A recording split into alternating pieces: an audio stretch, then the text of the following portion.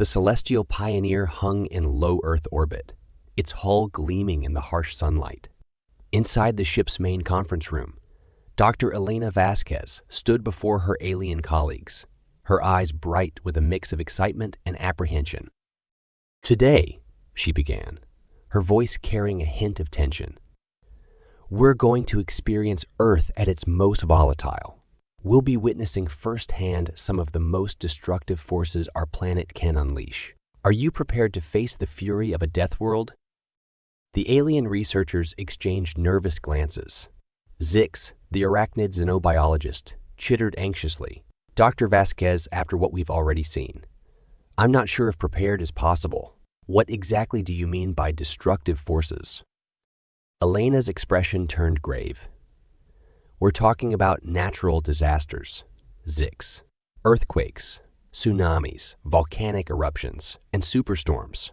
The kind of events that have shaped not just our planet, but our species." Krust's crystalline form shimmered with a mix of fear and fascination. "But surely, exposing ourselves to such dangers is unnecessary. Can we not observe from a safe distance?" Elena shook her head. "To truly understand Earth, and by extension, humanity, you need to experience these forces up close. Don't worry. We've taken every precaution, but I won't lie to you. There will be risks." High Counselor Zixlorp's antennae twitched thoughtfully. "Dr. Vasquez, I must protest. The safety of this delegation." "With all due respect, High Counselor," Elena interrupted, her tone firm. "This is precisely why Earth is classified as a death world. If you want to understand us, you need to understand this. Are you in, or shall we end the expedition now?" A tense silence fell over the room. The group boarded a specially designed shuttle, reinforced to withstand extreme conditions. As they descended through Earth's atmosphere, Elena briefed them on their first destination. "We're heading to the Ring of Fire, specifically to Mount Fuji in Japan. It's an active stratovolcano that's been showing increased activity lately. Our timing might be interesting." As they approached the majestic cone of Mount Fuji, the alien researchers marveled at its snow-capped peak. But their awe quickly turned to terror as the mountain began to rumble ominously. Dr. Vasquez," Lirael fluttered nervously. Before Elena could respond, a massive explosion rocked the mountain. Ash and smoke billowed into the sky, and rivers of lava began to flow down the slopes. "Incredible," Krust chimed, its fear momentarily forgotten in the face of such raw geological power. "The amount of energy being released is staggering." Elena skillfully maneuvered the shuttle through the ash cloud, giving her colleagues a close-up view of the eruption. "This is Earth's lifeblood," she shouted over the rumble. "Violent, yes, but also creative. This process has shaped our continents, our atmosphere, even our evolution." As they watched, the lava flow approached a small town at the base of the mountain. The alien researchers gasped in horror, but Elena remained calm. "Watch," she said softly. To their amazement, a series of barriers and channels activated, diverting the lava flow away from the town. Evacuation procedures smoothly kicked into action, with residents calmly making their way to safety. "You see," Elena said, pride evident in her voice, "we don't just survive these disasters. We learn from them, adapt to them. Every eruption teaches us more about predicting and mitigating the next one." Zixlorp's antennae twitched in amazement. "Your species willingly lives in such dangerous areas. Why not simply avoid these volatile regions?" Elena smiled. "High Counselor, nearly half of Earth's population lives within range of active volcanoes. The soil near volcanoes is incredibly fertile, supporting agriculture that feeds millions. We've learned to coexist with these forces, to respect their power while harnessing their benefits." Their next stop was the coast of Indonesia. As they approached, Elena's expression turned grim. "We've just received word of a massive underwater earthquake. A tsunami is imminent." The aliens watched in terrified fascination as an enormous wall of water rose from the ocean, racing towards the shore. But once again, human preparedness was on display. Warning systems blared, and people quickly moved to higher ground or specially designed shelter structures. "Your species lives with this constant threat," Zixlorf asked, its voice filled with disbelief. Elena nodded. "Many do. But we've learned to respect the power of our planet, to work with it rather than against it. Every disaster honors our skills, our technology, our resilience." As they observed the tsunami's impact, Elena explained the complex system of sensors and buoys that made up the early warning system. "We can't stop the tsunami, but we can give people precious minutes to evacuate. It's constant race against time and nature, pushing our technology and our response systems to their limits." Their next destination took them to the heart of Tornado Alley in the United States. As they approached a massive supercell thunderstorm, the alien researchers watched in awe as the clouds began to rotate, forming a mesmerizing but terrifying vortex. "By the Crystal Collective," Kruz chimed, its crystalline structure vibrating with the energy in the air. "The atmospheric dynamics at play here are beyond anything I've ever encountered." Elena guided the shuttle closer to the forming tornado. "This is one of Earth's most unpredictable and destructive forces. Tornadoes can form in minutes, with wind speeds that can exceed 300 miles per hour. As if on cue, a massive tornado touched down, its swirling vortex cutting a path across the landscape. The aliens watched in horror as it approached a small town. "Surely they can't survive this," Lyrael cried out, her wings fluttering in distress. But once again, human ingenuity was on display. Sirens blared across the town, and residents quickly made their way to underground storm shelters. Storm chasers in reinforced vehicles raced towards the tornado, deploying instruments to gather crucial data. "Those humans," Zix chittered in disbelief. "They're moving towards the danger. Why?" Elena's eyes gleamed with pride. "For knowledge, Zix. The more we understand these storms, the better we can predict them and protect lives. Those storm chasers are on the front lines of our battle to understand Earth's fury." As the day wore on, they witnessed more of Earth's destructive power. A Category 5 hurricane in the Caribbean, devastating floods in Southeast Asia, and a massive wildfire in Australia. Each time, the alien researchers were struck not just by the destructive power on display, but by humanity's tenacity in the face of it. During a brief respite between events, Zixlorp approached Elena, its antennae quivering with a mix of emotions. "Dr. Vasquez, I must admit I'm struggling to comprehend how your species not only survives, but thrives in these conditions. Surely the constant threat of destruction takes a toll." Elena nodded solemnly. "It does, High Counselor. We've lost countless lives to natural disasters throughout our history. But each loss drives us to do better, to understand more, to build safer and smarter. It's woven into the fabric of our cultures, our mythologies, our very understanding of life itself." She gestured to the view screen, where images of various disaster response teams from around the world were displayed. "Look at the diversity there. In the face of Earth's fury, humans come together. We've learned that we're stronger united against the challenges our world throws at us." As they prepared for their final destination, Elena turned to her colleagues with a serious expression. "What you're about to witness is perhaps the most extreme example of humanity's determination to understand our world, no matter the risk." She directed their attention to a small research vessel battling enormous waves in the Atlantic Ocean. "That's the Storm Chaser," Elena explained, "a state of the Art Hurricane Research Ship. They deliberately sail into the most powerful storms on the planet to gather data." Zix's mandibles clicked in disbelief.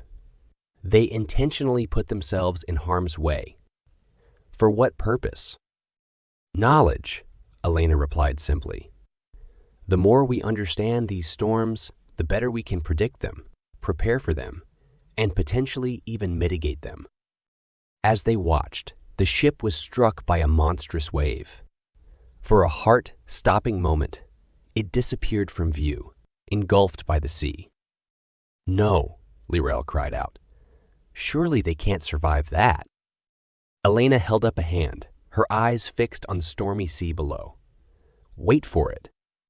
Seconds ticked by, feeling like an eternity. Then, miraculously, the stern chaser reappeared battered but still forging ahead into the heart of the storm. "Impossible," Sixlorp breathed. Elena smiled. That High Counselor is the human spirit. We see a challenge, and we meet it head on.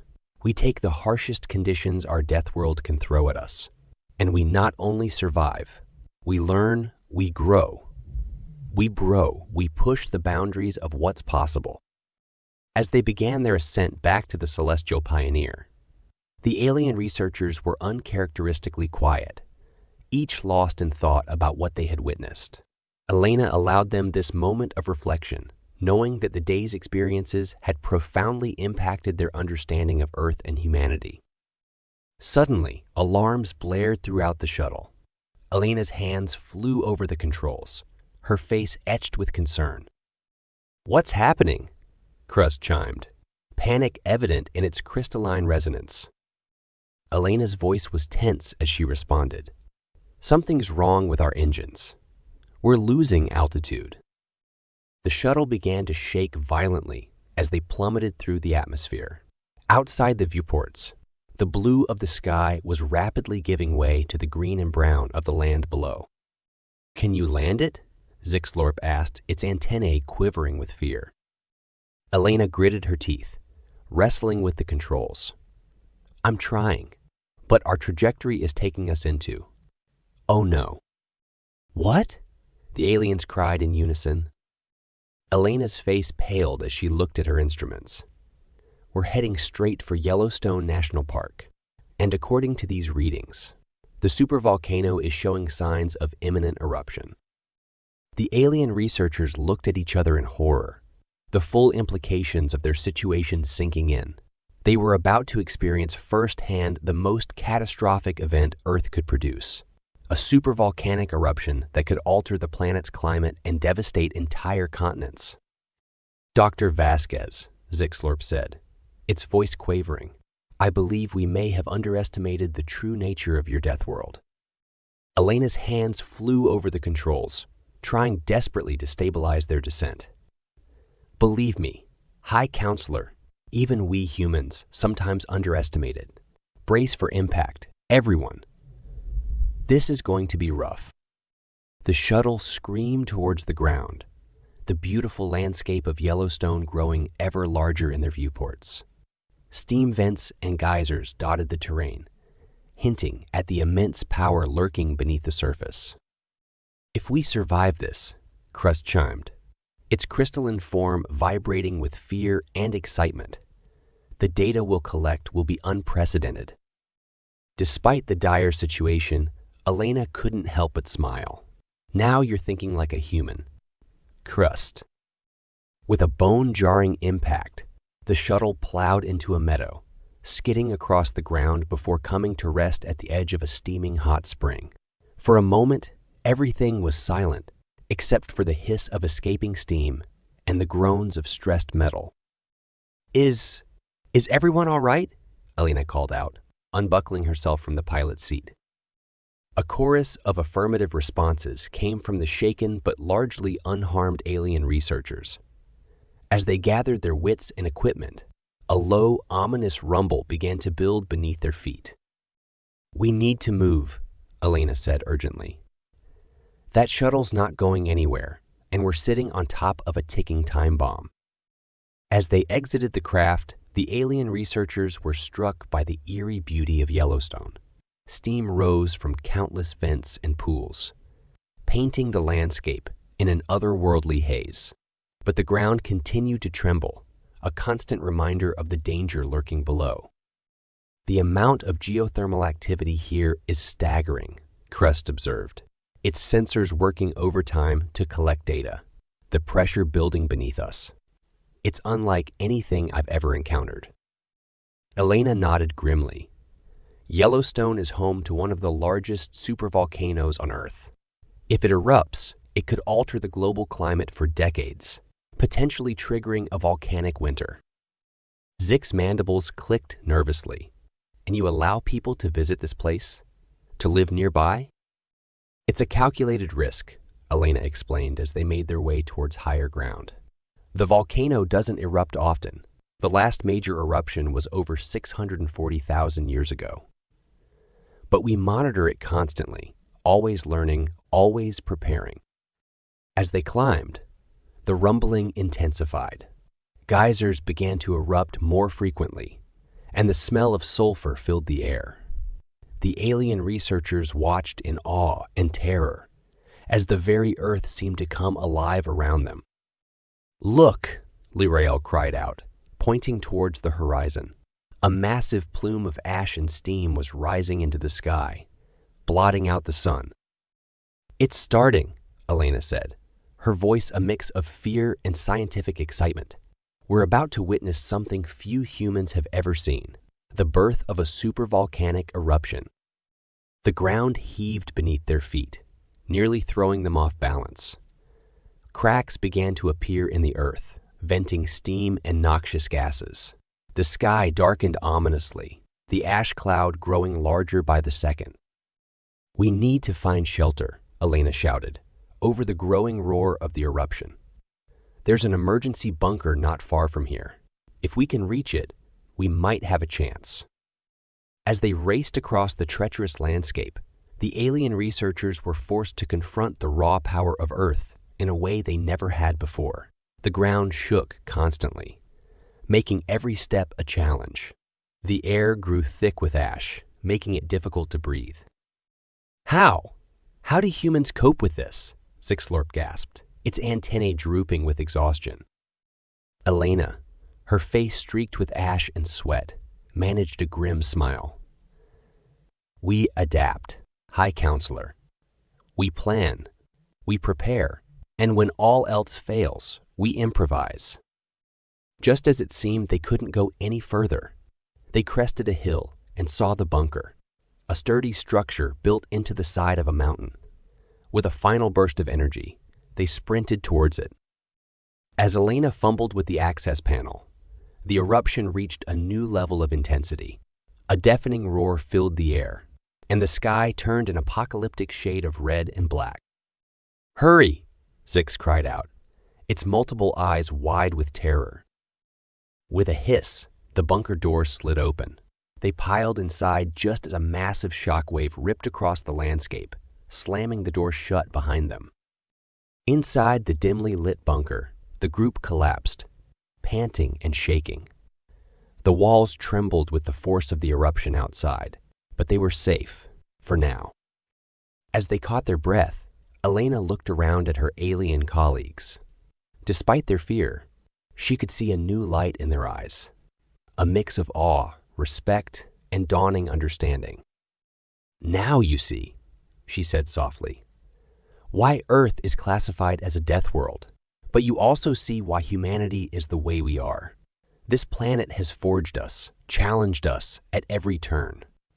We've had to become strong, adaptable, and innovative just to survive." Zixlorp's antennae twitched thoughtfully. "I'm beginning to understand, Dr. Vasquez. Your species doesn't just endure these disasters. You face them head on. You study them, you embrace them in a way." Elena nodded. "Exactly. Earth's challenges have driven our greatest advancements, our most profound discoveries. In facing the fury of our planet, we've learned to reach for the stars." As if to punctuate her words, a particularly violent tremor shook the bunker. Dust rained down from the ceiling and the lights flickered ominously. So Kruz chimed, its crystalline form vibrating with a mix of fear and excitement. "What do we do now?" Elena's eyes gleamed with determination as she surveyed the group. "Now, we do what humans have always done in the face of Earth's fury. We observe, we learn, and we survive." She moved to a control panel on the wall, activating a series of monitors. This bunker isn't just a shelter. It's a research station designed to collect data during major geological events. The screens flickered to life, displaying a dizzying array of information. Seismic readings, atmospheric composition, temperature fluctuations, and more. Crust's crystalline form shimmered with excitement. Fascinating. Even in the midst of such danger, your species prioritizes scientific discovery? Elena nodded, her fingers flying over the controls.